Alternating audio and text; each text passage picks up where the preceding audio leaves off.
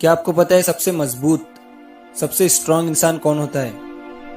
ये वो होता है जो चुप है, खामोश बैठा हुआ है, लेकिन उसका अपनी सोचों पर कंट्रोल है।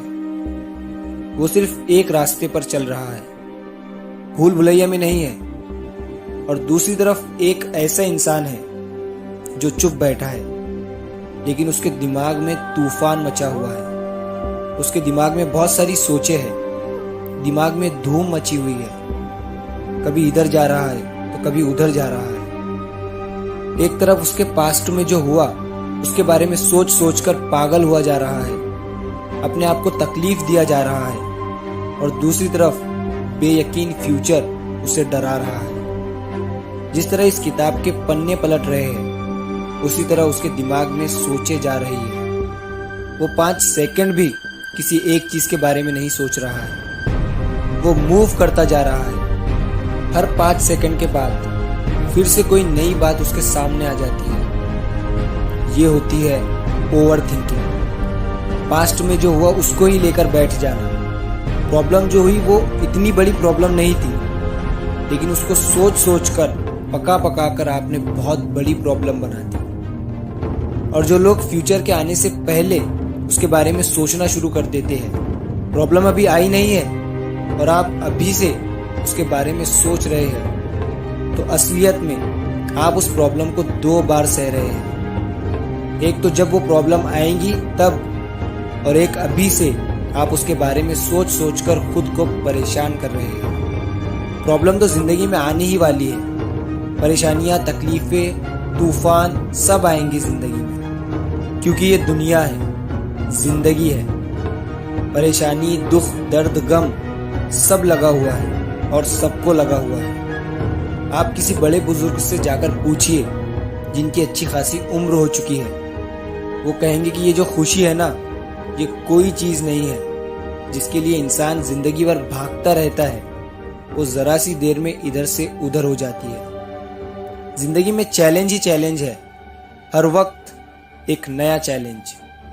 आज एग्जाम में फेल हो गए, कल बिजनेस में कुछ हो गया, फाइनेंशियल लॉस हो गया। ये सब होता है और होगा भी। आपको सोचना नहीं है बस। अगर आप आने वाली प्रॉब्लम के इंतजार में सारी जिंदगी गुजार देंगे, प्रॉब्लम अभी आई नहीं है, आने वाली है, तो फिर आप आज में कैसे जी पाएंगे, आज को कैसे एंजॉय कर पाएंगे? ओवर थिंकिंग में अब क्या होगा, ये सोच सोच कर आपका दिमाग आपको पागल कर देगा। और ये याद रखिए कि प्रॉब्लम सबकी लाइफ में एक जैसी ही है। फॉर एग्जाम्पल, कोई इंसान 40 फीट पानी में डूबकर मरा और कोई 70 फीट पानी में डूबकर, लेकिन मरे तो दोनों है ना।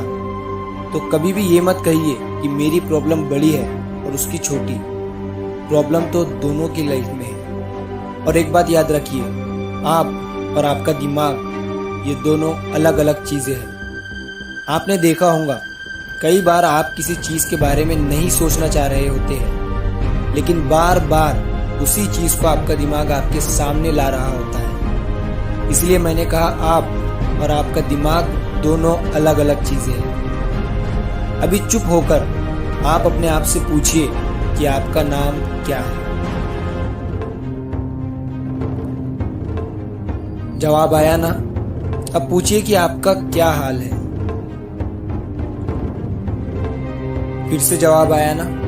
इसका मतलब ये है कि आप अपने दिमाग से अच्छी बात पूछिए तो वो अच्छा जवाब देगा, और कोई बुरी बात पूछेंगे तो वो बुरा जवाब देगा। ये सारे जवाब कौन दे रहा है?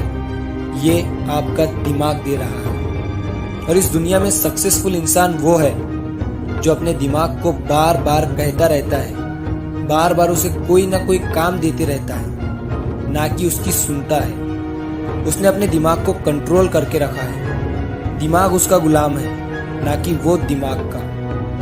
लेकिन ज्यादातर लोग दिमाग के गुलाम होते हैं। वो आपको जो सोचने के लिए कहता है वो आप सोचते रहते हैं, और दिमाग इधर उधर घूमता रहता है और आपको पागल करके रख देता है।